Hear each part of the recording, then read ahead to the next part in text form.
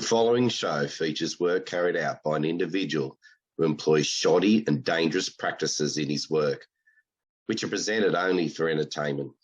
William is a dangerous, handsome fool. Don't be cool like William. Have your cars and equipment repaired and maintained by professionals.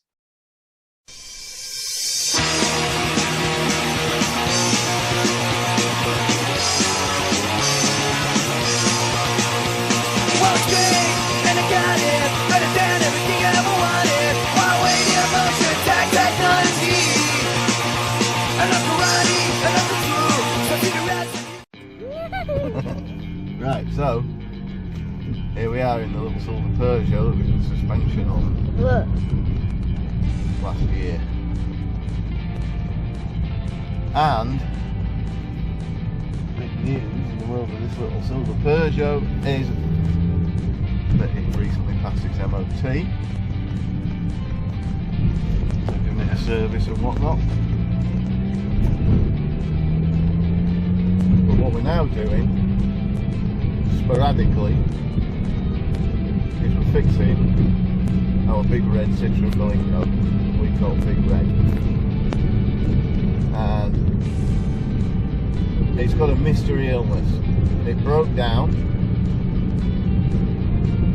on the way to Stansted Airport, nearly 200 miles away from home.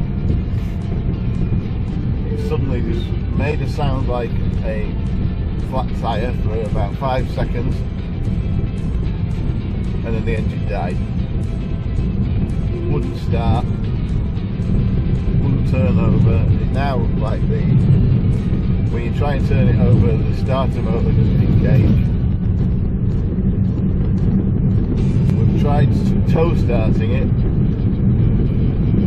and it neither locks the wheel. When you drop the clutch, when you're trying to pump start it, it doesn't lock the wheels. It doesn't turn the engine either. It just goes like it makes a weird groaning noise. The engine doesn't seem to be totally locked. You can rock it a little bit. Gearbox goes through the gears all right. It's albeit stationary. Seems like prime suspect is something in the region of the flywheel. My operating theory is that something's gone wrong in there, and the reason the engine's not starting is it doesn't know, its crank position sensors are working or whatever, because the flywheel's knackered, but I don't know.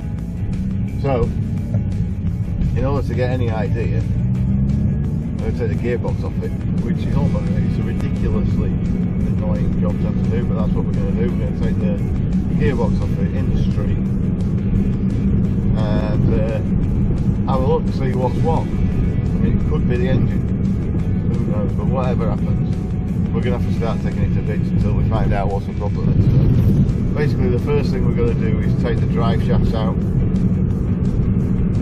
We're going to take the front bumper off and all sorts of crap, and get in there, see what's what. Hopefully once we get the gearbox off, it'll be obvious what's happened. If not, then back to the drawing board. Maybe it is the engine, but we'll be able to get a socket on the end of the crank or whatever. My first thought when it happened was that the timing belt had gone, but while I was waiting for recovery, I took the timing cover off and it's all present and correct. So, I mean, what could it be? You tell me, dear viewer, what could it be? In fact, if you've got one of these things and this has happened to you before, tell me. I'll tell you that it was very cold when it happened, like -5, and we did get an engine warning light, and I've downloaded the codes on that, and that was, from what I've seen on the Berlingo forums, that was all about it needed a new fuel filter, and most people who'd had those codes had got them in really cold weather and fixed it by changing the fuel filter. But anyway, it is what it is. It's going to be funny for you lot, especially if it turns out to be something absolutely terminal and I have to junk the thing after all this work. But there you go. Tune in to History Homo's podcast. more of me. Do produce that every week. Stick around for more amusing incompetence. Cheap Car State of Mind, we're on YouTube. I've got a Telegram chat as well at t.me/Cheap Car State of Mind. Very few people involved in that at the moment. But yeah. Get involved. Watch History Homos. And if you've got a Ukraine flag flying in your house, stop watching. Right, so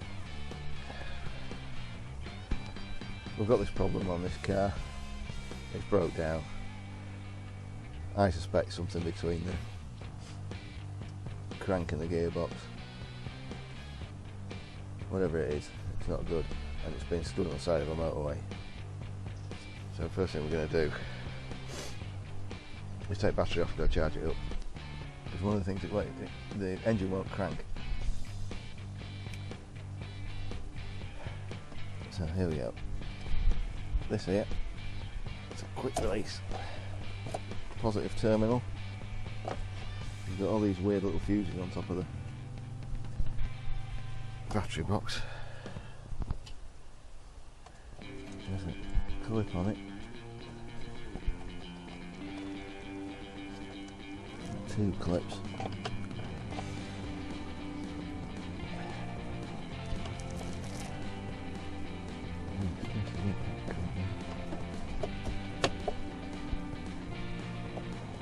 That clips out there.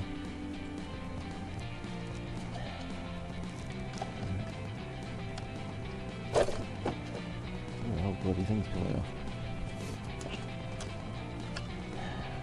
Why do they have to make things as complicated as this? I do not know. Oh, there's the clip I want.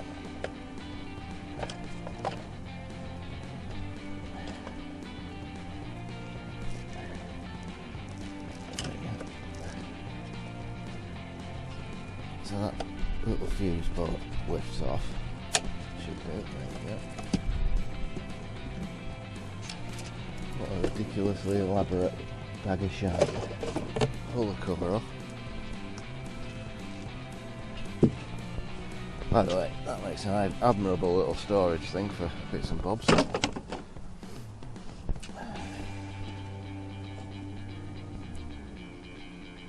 Yeah, I've got a quick release on the earth as well.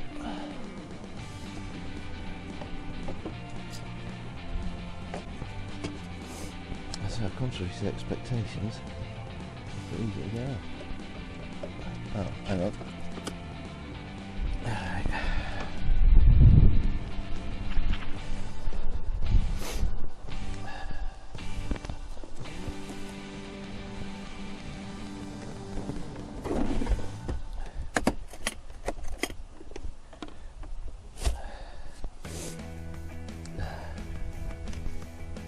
12,